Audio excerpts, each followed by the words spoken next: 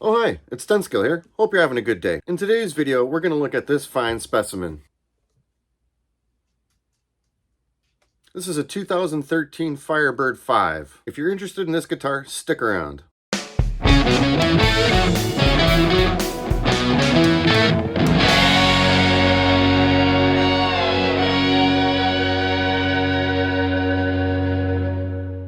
In today's episode of Gear Journeys, we're going to take a little bit of a dive into the Firebird V. This video will have some talking, some sounds, more talking, and then more sounds at the end. So this 2013 Firebird came up sort of on the Facebook interwebs thing. I've been looking for one quite a while. Right now, Gibson USA doesn't have a production version of the Firebird. You have to go custom shop, which is mucho dinero, as in tons of payola. Anyway, this one came up. It's completely stock and in minty shape. The only difference is that the banjo tuners have been changed to locking ones. It came with a giant coffin case that has its own postal code. Anyway, let's get right to how this thing sounds. Don't you hate it when your YouTube videos get interrupted by commercials? Promos and shilling and all kinds of stuff get thrown at you. And I'm here to say that this channel is not sponsored. I have no affiliation or links with any major corporation. Maybe one day when my channel grows up.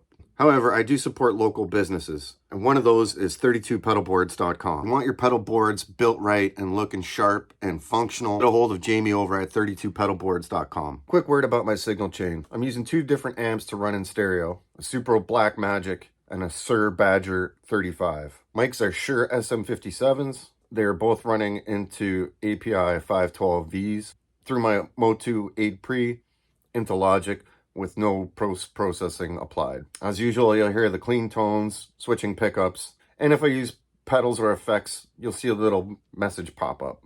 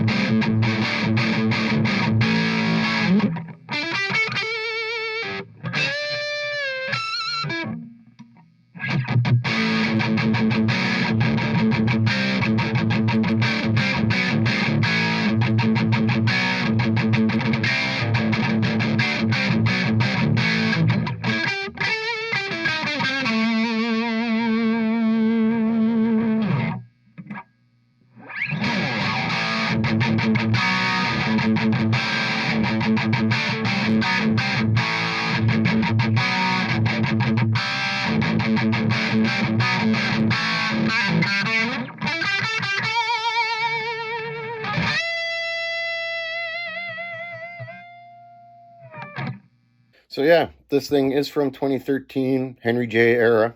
Say what you want, but there were still some good guitars being built throughout those years. What do I like about this guitar? Well, obviously it's sound and tone. It's amazing. Firebird pickups are mini humbuckers, but they're not constructed the same way as traditional mini humbuckers. The neck is nice and skinny on this one. It's got that 60s feel. And like I said, for some reason, this one is like minty shape. It probably hasn't been played a whole lot. It must have lived in a case for quite some time.